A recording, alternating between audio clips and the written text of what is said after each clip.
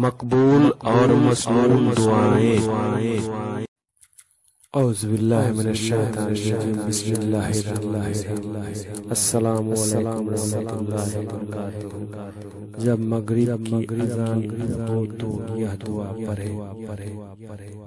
Read this dua when Maghrib is called. أعوذ بالله من الشيطان الرجيم، بسم الله الرحمن الرحيم۔ اللهم إن هذا إقبال ليلك وإدبار نهارك وأصوات دعاتك فاغفر لي۔ اے اللہ، یہ تیری رات کے آنے اور تیرے دن کے جانے کا وقت ہے، اور تیرے پکارنے والوں کی آوازیں ہیں، سو آپ مجھے بخش دیں۔